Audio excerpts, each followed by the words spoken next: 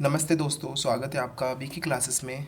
आज हम जो बात करने वाले हैं वो एसएससी स्टेनोग्राफर के सिलेक्शन के प्रोसेस पे बात करने वाले हैं कि आपका सिलेक्शन कैसे होगा कम नंबरों पर भी। ठीक है, तो सबसे जो पहला क्वेश्चन है हमारा, आज हम इन 4 क्वेश्चनों के ऊपर बात करने वाले हैं जिससे आप सभी के कंप्लीट डाउट, ज़्यादातर डाउट क्लियर हो जाएंगे। ठीक है, तो जो पहला क्वेश्चन हमारा रहने वाला है वो ये है कि जिनके कम मार्क्स हैं वो सिलेक्शन के लिए क्या करें।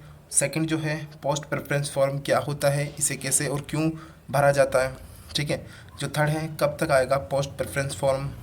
जो फोर्थ है, पोस्ट प्रेफरेंस फॉर्म के बाद नंबर आने पर भी स्टेनो की वैकेंसी, जो स्टेनो की जॉब है वो क्यों नहीं मिलती है।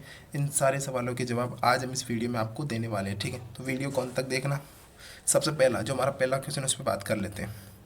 तो वीडियो को शुरू करने से पहले अगर आप हमारे चैनल पर पहली बार विजिट कर रहे हो तो कृपया चैनल को सब्सक्राइब कर दें और बेल आइकन को दबा दें ताकि आगे आने वाली वीडियो की नोटिफिकेशन सबसे पहले आपको मिले। तो चलिए वीडियो को शुरू करते हैं। सबसे पहले जो हमारा पहला क्वेश्चन है वो ये है कि कितने मार्क्स, कितने कम, जिनके कम मार्क्स हैं, ठीक है, जिनके कम मार्क्स है वो सिलेक्शन के लिए क्या करें। ठीक है, जिनके मान लो वो एससी से है, एसटी से है, ओबीसी से है, किसी भी कास्ट से, किसी भी कैटेगरी से हो, अगर उसके कम मार्क्स हैं तो क्या करेगा। ठीक है, उसको करना कुछ नहीं है। उसको जब वो पोस्ट प्रेफरेंस फॉर्म भरे, ठीक है, मैं आगे बताऊंगा कि पोस्ट प्रेफरेंस फॉर्म होता क्या है। जिनको नहीं पता है, वो पोस्ट प्रेफरेंस फॉर्म जब भी भरें तो उसमें उस वैकेंसी को चूज़ करें जिसमें नंबर ऑफ़ वैकेंसी क्या है, बहुत ज़्यादा हो। मतलब जिसमें 10, 15, 20, 25 पोस्ट हो, उनको सेलेक्ट नहीं करना है। ठीक है, उनकी क्या जाएगी, कट ऑफ हाई जाएगी और आपको उस डिपार्टमेंट को चूज़ करना है।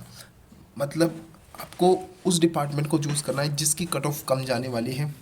ठीक है, और ये आपको कैसे पता चलेगा कि जिसकी कट ऑफ कम जाने वाली है, हम बताएंगे आपको, लेकिन पहले समझिए और सुनिए। ठीक है, आपको उस डिपार्टमेंट को चूज़ करना है जिस डिपार्टमेंट में अधिकांश बच्चे जाना नहीं चाहते हैं, अगर आप स्टेनो की जॉब चाहते हो तो। ठीक है, सभी बच्चों का सपना होता है, मिडिल क्लास का तो होता ही है। ठीक है, तो आपको उस डिपार्टमेंट को चूज़ करना है सबसे पहले तो जिसमें नंबर ऑफ़ वैकेंसी बहुत ज़्यादा हो। दूसरी ये कि उसका जो है उसमें जो कट ऑफ है वो कम रहने वाली है, उस डिपार्टमेंट को चूज़ करना है। उसी के आधार पर, जैसे मान लो पोस्ट प्रेफरेंस फॉर्म में आपने सपोज दैट आपने इनकम टैक्स को चूज़ कर लिया, ठीक है, मानना, और इनकम टैक्स में बहुत सारे बच्चों ने फॉर्म, मतलब पोस्ट प्रेफरेंस फॉर्म में उसको अहमियत नहीं दी, मतलब उसमें उसको फिल नहीं किया। ठीक है, तो मान लो इसमें चाहिए थी 500 विद्यार्थी और फिल किए सिर्फ 400 विद्यार्थियों ने। ठीक है, अब चाहिए इनमें 100 बच्चे और चाहिए सिलेक्शन के लिए, मतलब पूरी फिल करने के लिए। ठीक है, और आपने भी इसमें फॉर्म भर दिया है, मतलब आपने भी इस पोस्ट प्रेफरेंस फॉर्म में इनकम टैक्स को क्या कर लिया, चूज़ कर लिया है। तो सिंपल सी बात है कि 500 में से 400 ने भर दिया, 100 बच गए, 100 में से आपने भी इसी को चूज़ कर लिया, तो कंप्लीट ये है कि आपका भी इसमें क्या हो जाएगा, सिलेक्शन तो होगा ही होगा। ठीक है, तो आपको ऐसा डिपार्टमेंट चूज़ करना है, ना कि ऐसा कि जिसमें 10 वैकेंसी है, 100 बच्चों ने फॉर्म भरा है। ठीक है, मतलब 100 बच्चों ने इसके लिए अप्लाई किया है और आपने भी इसी के लिए अप्लाई कर दिया क्योंकि ये बड़ी जॉब है, अच्छी जॉब है। लेकिन हाँ, अगर आपके नंबर कम है तो आपको ऐसी पोस्ट के लिए अप्लाई नहीं करना है, आपको करना है उस पोस्ट के लिए जिसमें नंबर ऑफ़ वैकेंसी ज़्यादा हो और ज़्यादातर बच्चे उसमें नहीं जाना चाहते हो। ठीक है, उस डिपार्टमेंट को आपको चूज़ करना है। नेक्स्ट अगर हम बात कर लें, पोस्ट प्रेफरेंस फॉर्म क्या होता है, इसे कैसे और क्यों भरा जाता है। ठीक है, पोस्ट प्रेफरेंस फॉर्म वो होता है, मतलब जिससे आप अपने, मतलब आप किस डिपार्टमेंट में जाना चाहते हो, पोस्ट प्रेफरेंस फॉर्म उसको एक पथ देता है, आपको रास्ता देता है। मतलब लोगों को, मतलब एसएससी वालों को ये बताता है कि मैं इस डिपार्टमेंट में जाना चाहता हूँ। पोस्ट प्रेफरेंस फॉर्म वहाँ काम होता है, अपनी मनपसंद की जॉब ये पोस्ट प्रेफरेंस आपको दिलवाता है। ठीक है, सबसे पहले जैसे ये होता है पोस्ट प्रेफरेंस फॉर्म, जिसमें सबसे पहले यहाँ पर आपको अपना नाम फिल करना होता है, यहाँ पर आपको अपने रोल नंबर फिल करने होते हैं, और ये है ग्रेड सी के लिए ये 5 वैकेंसीज़ है। ठीक, जिसमें 4200 ग्रेड पे मिलता है।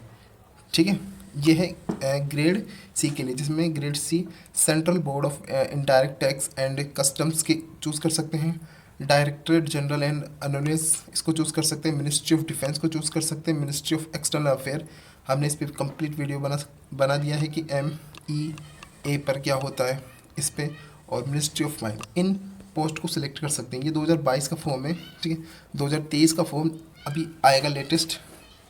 ठीक है, उसमें अलग है। ठीक है, और जैसे ग्रेड डी है, इनके कोड है इधर, ये ना डिपार्टमेंट के कोड है और ये डिपार्टमेंट का नाम है। जैसे मान लो मैंने बोर्ड ऑफ BRO चूज़ कर लिया, तो D6 मैंने क्या कर दी, D6 को मैंने अहमियत दे दी।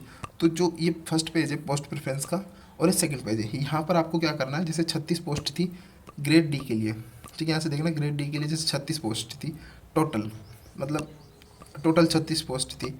अब ग्रेड डी को कितनी पोस्ट दी है, 6 से लेकर 36 तक, 34 तक, ठीक है, 6 से लेकर 34 तक पोस्ट दी है। तो ग्रेड डी वाले बच्चे इसमें से ना किसी भी डिपार्टमेंट को उठाकर यहाँ फिल कर सकते हैं, ठीक है।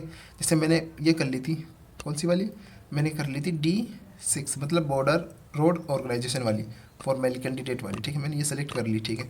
तो मेरे को पोस्ट प्रेफरेंस फॉर्म में भरना क्या है, यहाँ पर भरना है उसे, यहाँ पर लिख देना है D6, यहाँ पर क्या लिख देना है, मुझे D6 लिख देना है। और यहाँ मैंने जैसे D7 चूज़ कर ली, D8 चूज़ कर ली। तो इस प्रकार से आपको इसको फिल करना है। आप चाहो तो लास्ट तक जितने आपके पास ऑप्शन है उन सभी को आप फिल कर सकते हो, ठीक है।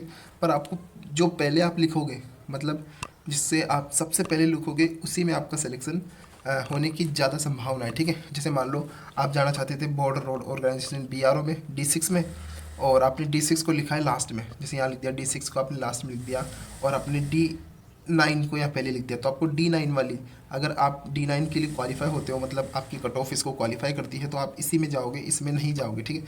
तो आपको जो भी आपकी मनपसंद जॉब है जिसमें आप रिक्वायर हो, या फिर जिस आपके नंबर कम है, तो आपको वही चूज़ करनी है जिस पे आप, मतलब जिसकी कट ऑफ ज़्यादा नहीं जाने वाली और जिसमें नंबर ऑफ वैकेंसी ज़्यादा हो, तो उसी को आपको आगे लिखना है, ठीक है। ये होता है आपका पोस्ट प्रेफरेंस फॉर्म, आपको बता दिए। और इसके बाद में यहाँ पर आपको सिग्नेचर कर देते हैं, ठीक है। और ये आपको अपना नाम, पैलेस, जहाँ पर, और यहाँ पर आपको उस दिन की डेट लिख दी जिस दिन आप पोस्ट प्रेफरेंस फॉर्म को फिल कर रहे हो, ठीक है। तो ये तो हो गया पोस्ट प्रेफरेंस फॉर्म।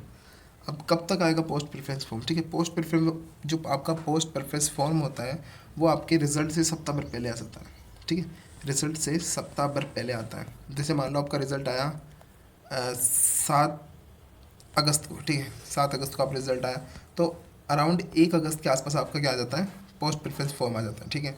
तो जैसे आपका रिज़ल्ट अभी इस महीने में तो मुश्किल आना, अगले महीने के लास्ट वीक तक, मतलब जून के लास्ट वीक तक आपका रिज़ल्ट और पोस्ट प्रेफरेंस फॉर्म आने की पूरी संभावना है, ठीक है। आपका पोस्ट प्रेफरेंस फॉर्म और रिज़ल्ट लास्ट जून तक, जून के लास्ट वीक तक आने की पूरी संभावना है, ठीक है।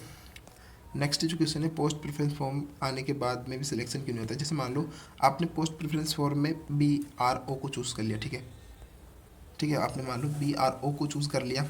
अब BRO में होता क्या है, BRO में होता ये है कि आपने पोस्ट प्रेफरेंस फॉर्म को तो चूज़ कर लिया, लेकिन पोस्ट प्रेफरेंस फॉर्म को चूज़ करने के बाद में भी आपको वहाँ पर फिजिकल देना होता है। बहुत सारे विद्यार्थियों को पता नहीं होता है फिजिकल देना होता है यहाँ पर, लेकिन यहाँ पर आपको फिजिकल देना होता है। अगर मान लो आप फिजिकल में पास होते हो तो ये आपको पोस्टिंग दी जाती है, वरना आपको डिसक्वालीफाई यहाँ पर कर दिया जाता है, ठीक है। क्या कर दिया जाता है, आपको डिसक्वालीफाई कर दिया जाता है। तो पोस्ट प्रेफरेंस में पोस्ट को फिल करते समय अपना प्रेफरेंस देने से पहले आप डिपार्टमेंट के बारे में जान लेना कि उसमें सिलेक्शन प्रोसेस में आगे क्या रहने वाला है। अगर आपने BRO को चूज़ किया है तो आपका पक्का है, डेफिनेटली है कि आपका फिजिकल भी होगा और मेडिकल भी होगा। अदर डिपार्टमेंट में जैसे मान लो आपने इनकम टैक्स कर लिया तो उसमें फिजिकल की रिक्वायर नहीं होती है, लेकिन जैसे आपने BRO चूज़ किया तो BRO में तो फिजिकल और मेंटली दोनों होता है। तो आपको चेक करना पड़ेगा कि आपको अगर आपने BRO चूज़ किया है तो आपको मेडिकल और फिजिकल की तैयारी करनी ही पड़ेगी, ठीक है। तो कैसा लगा वीडियो, कमेंट करके जरूर बताना। जय हिंद, जय भारत, मिलते हैं अगले वीडियो में।